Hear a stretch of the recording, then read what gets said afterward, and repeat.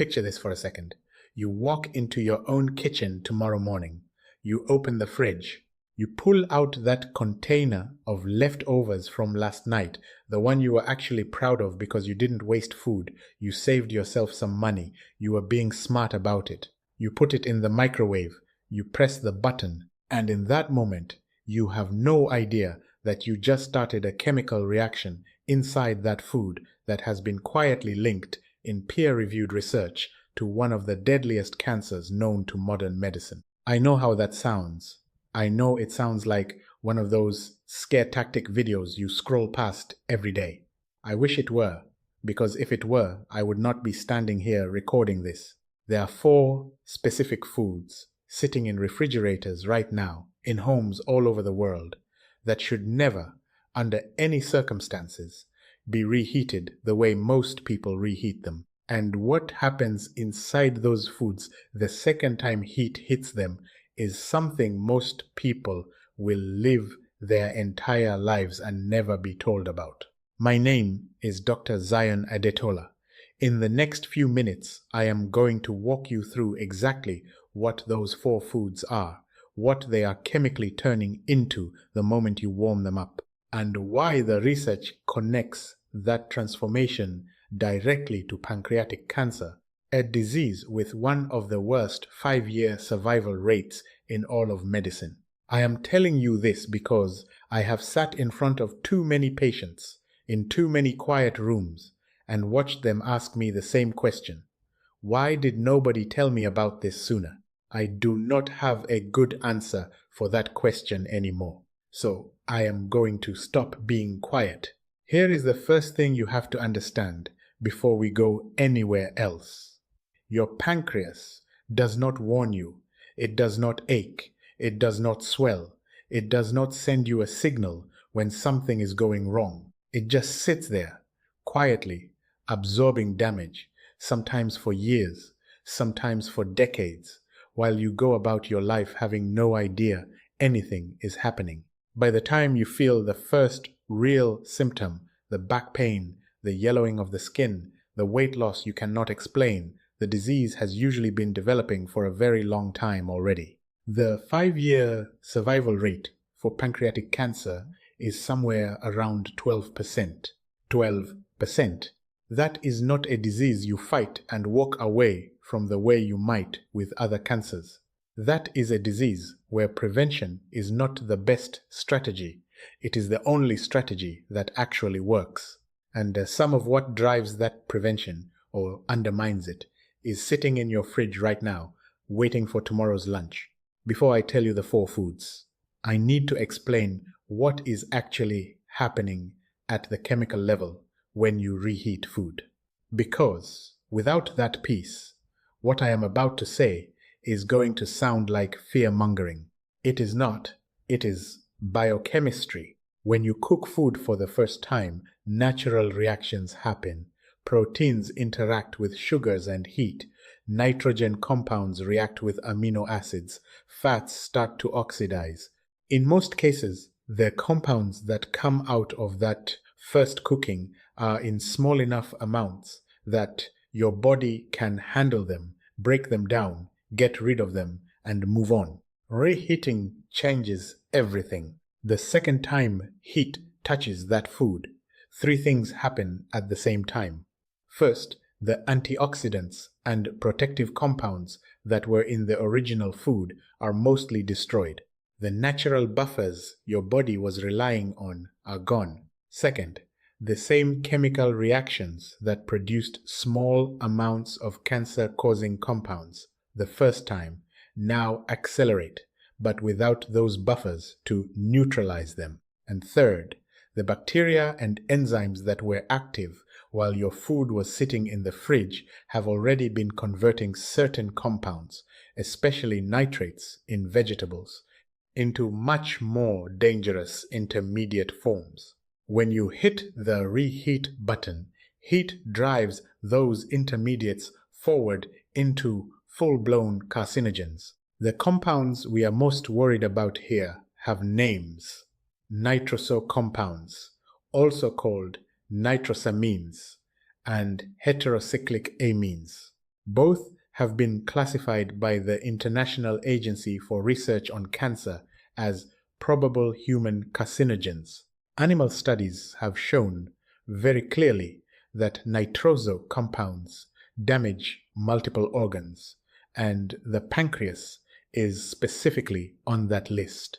Research in peer-reviewed journals has identified dietary nitroso compounds as one of the pathways through which repeated exposure raises pancreatic cancer risk.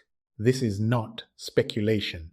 This is documented, and it connects directly to the 4 foods I am about to name. Food number 1, processed meat, specifically reheated processed meat. This is the food most people think they already understand, and honestly, most people do not. I am talking about hot dogs, sausages, bacon, ham, deli slices, canned meat, anything that has been cured, smoked, preserved, or processed using nitrates and nitrites. These foods already contain a meaningful amount of nitrosamines before they even reach your kitchen, because the nitrites used to preserve them react with the amino acids in the meat during manufacturing. The carcinogens are being formed in the factory. So when you reheat processed meat, you are not starting clean. You are taking a food that already contains documented cancer-causing compounds and applying heat to it, which speeds up the very same reaction even further. The higher the temperature, the longer the exposure, the worse it gets. Frying bacon or microwaving a sausage on high produces significantly more nitrosamines than was in the original food.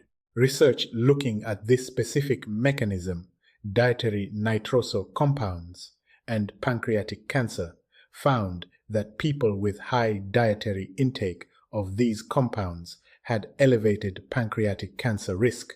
Other studies examining red and processed meat have proposed several pathways linking them to pancreatic cancer, and high-temperature cooking was identified as a key driver of the mutagens involved. I am not telling you to never eat a hot dog again. What I am telling you is this: if you are going to eat these foods, eat them once, fresh, prepared one time. Do not reheat that leftover sausage tomorrow morning. Do not microwave yesterday's bacon. One heating event is already a chemical situation. A second one is throwing gasoline on a fire you should not have lit in the first place. Food number 2, spinach and other nitrate-rich leafy greens. This is the one that shocks people the most, and I understand why.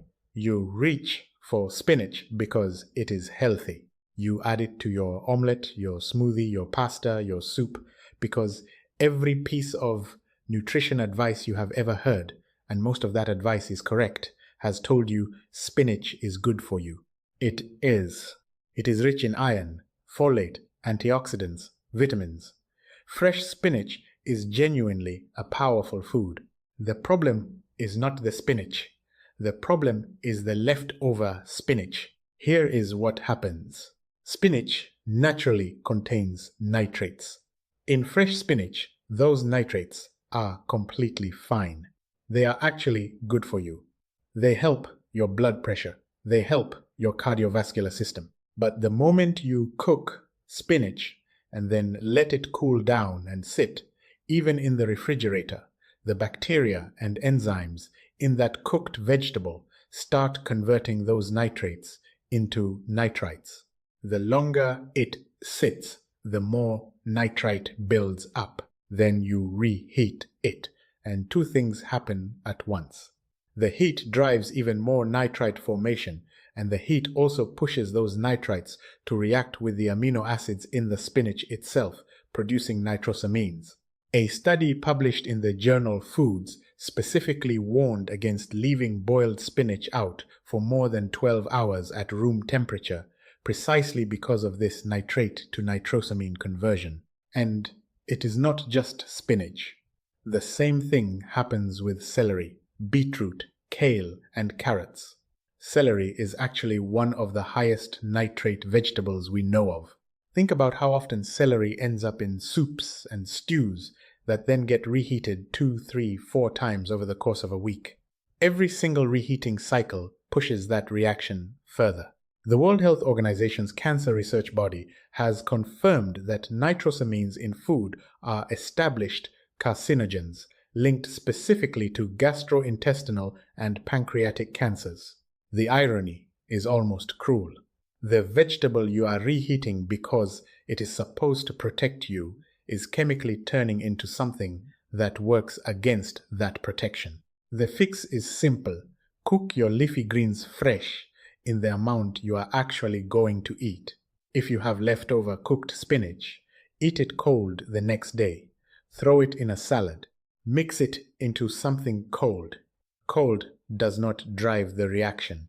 Heat does. Look, if you have made it this far, something I have said is obviously landing with you. You are invested. You want to know what comes next. But here is what I see happen with most people. They watch the whole thing, they nod along, and then they scroll away and forget this channel ever existed. And then, weeks later, they are reheating sausage for breakfast again because nothing stuck. If even one thing from this video is going to change how you cook this week, do me a favor and tap that subscribe button. It takes less than a second. If you do not, you are probably going to miss the next video and the one after that, and the conversations I genuinely believe are going to matter for your long-term health. Now, let me keep going, because the third food is the one most people already suspect is bad for them, but for completely the wrong reason. Food number 3, cooking oils, and more specifically, reheating oils that have already been heated once. Most people have a vague sense that reusing oil is not a great idea. Almost nobody knows exactly why or how that chemistry connects to cancer. When you heat a cooking oil, especially a polyunsaturated oil like sunflower, corn, soybean, or canola, a process starts that scientists call lipid peroxidation. The double bonds in those polyunsaturated fats react with oxygen and heat, and they produce a cascade of oxidized compounds, aldehydes, acrylane, something called 4-hydroxynonenal, polycyclic aromatic hydrocarbon, and in the presence of starchy foods, acrylamide. These compounds are genotoxic. That is a technical word for something very simple. They directly damage your DNA. Now, if you reheat that oil, or if you reheat food that was cooked in that oil, the oxidation does not start over. It picks up right where it left off. Every additional round of heat compounds the damage. The smoke point of the oil drops with each use, which means the oil starts breaking down at lower and lower temperatures. The concentration of toxic compounds rises each time. The International Agency for Research on Cancer has classified several of the primary compounds that come out of repeated oil heating, including acrylamide and polycyclic aromatic hydrocarbons, as probable human carcinogens. Research on how heterocyclic amines, PAHs, and acrylamide form in cooked food has shown that temperature and duration are the biggest drivers of how much of this stuff ends up on your plate. So every time you reheat fried food, your leftover fries, your leftover fried chicken, anything cooked in oil, you are applying fresh heat to food that has already been sitting in oil, that already went through at least one round of oxidation. There is something specific about reheating fried food that makes it worse than just cooking it at high temperature the first time. When you reheat fried food in a microwave, the surface temperature becomes uneven. Some parts of the food scorch at very high temperatures while other parts barely warm up. Those scorched spots are producing the highest concentrations of all three classes of compounds. And you might not even see it because the scorching is happening on a microscopic level. The safer path is simple. Do not reheat fried food. Eat it once, fresh, right after cooking. If you absolutely have to reheat, use an oven at a moderate temperature so the food warms evenly instead of scorching on the surface. And whatever you do, never reuse frying oil. One use. Then it goes in the trash. Food number 4, rice. This one is different from the other 3 in a very important way. The danger from reheated rice is not primarily a carcinogenic chemistry issue the way the first 3 foods are.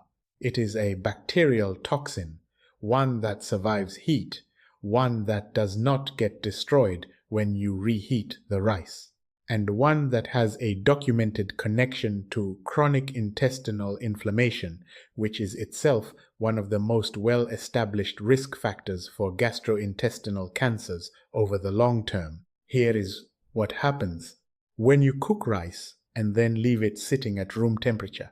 And research shows this happens constantly in households where people cook rice in big batches. A bacterium called Bacillus cereus starts to multiply. Its spores actually survived the original boiling. They were just dormant in the cooked grain. Once the rice sits out, they wake up and they start producing toxins. There are 2 toxins involved. One causes vomiting within hours of eating. The other one causes diarrhea and is actually produced during the storage phase before you even reheat it. And here is the piece almost nobody knows. When you reheat the rice, you kill the bacteria. But the toxins they already made are heat stable. They survive the microwave. They survive the stovetop. The bacteria are dead. The toxins are still sitting there in your food.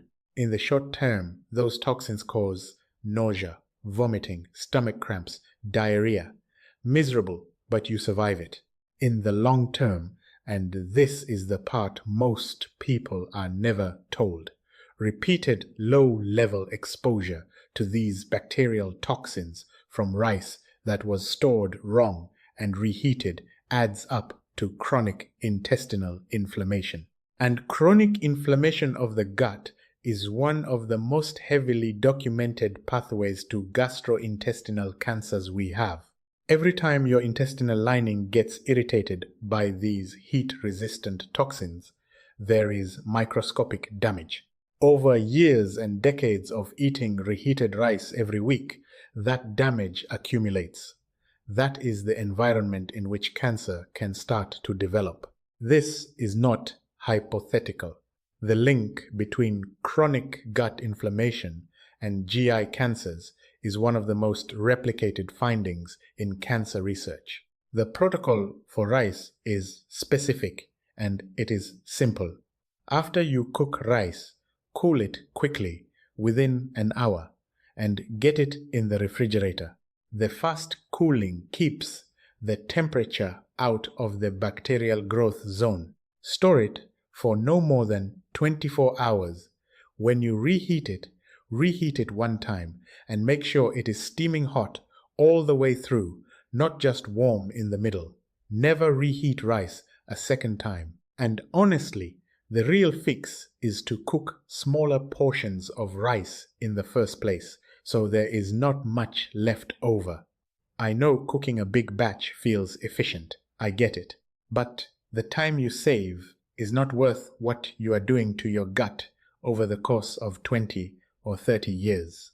Let me pull all of this together because I want you walking away from this video with something clear and useful, not just anxiety. 4 foods, 4 different mechanisms, one single principle underneath all of them. Reheated processed meat produces nitrosamines, which research has specifically linked to pancreatic cancer, and which the International Agency for Research on Cancer classifies as probable human carcinogens. Reheated spinach and other nitrate-rich grains convert their naturally occurring nitrates into nitrites and then into nitrosamines through a reaction that is completely preventable by simply eating them cold or cooking them fresh. Reheated cooking oils and fried foods produce an accumulating load of aldehydes, polycyclic aromatic hydrocarbons, and acrylamide, all of which directly damage your DNA and all of which build up with each round of heating. And rice that is stored wrong and reheated delivers heat-stable bacterial toxins that survive your microwave and build up as chronic gut inflammation over years of repeated exposure. None of this means you have to blow up your diet. None of this means you have to stop enjoying food. It means 4 specific changes to how you handle your kitchen. Never reheat processed meat at high temperature. Eat leftover cooked spinach and leafy greens cold the next day instead of reheating them. Throw out used cooking oil and do not reheat fried food. Cool rice fast. Get it in the fridge within an hour and reheat it one time only to steaming hot and never again after that. 4 changes applied consistently to how you cook every week. They meaningfully reduce your exposure to the exact compounds that researchers and oncologists connect to the cancers with the lowest survival rates we know of. Now, I want to hear from you. Drop a comment and tell me which of these 4 foods surprised you the most. Because, honestly, the answer I hear from people almost always tells me exactly where the biggest gap is in what people are being taught about food and health. And that shapes every video I make after this one. Your comment matters more than you probably realize. If what I said today is actually going to change how you cook this week, share this video, not for me, not for this channel. Share it with a person in your life who reheats their leftover sausage every morning and has never once thought about what they are actually eating. That share might genuinely be the most useful thing you do for somebody's health today. Subscribe for more honest conversations about what the science actually says, not what gets repeated on the internet. The next video in this series is going to cover 5 breakfast foods that are marketed as healthy, but that the research keeps quietly suggesting are doing the opposite, especially for adults over 60. You do not want to miss that one. One last thing. Everything I have shared today is based on published biochemistry, food science research, and the documented work of major international cancer research organizations. This is educational information. It is not personal medical advice for your specific situation. The link between dietary carcinogens and cancer risk is well established in the research, but cancer is complicated and your individual risk depends on many things I cannot know about you from here. If you have concerns about your diet or your cancer risk, please have that conversation with your own doctor, someone who knows your history. I am Dr. Zion Adetola. Take care of your health with the information your kitchen never came with. I will see you in the next one.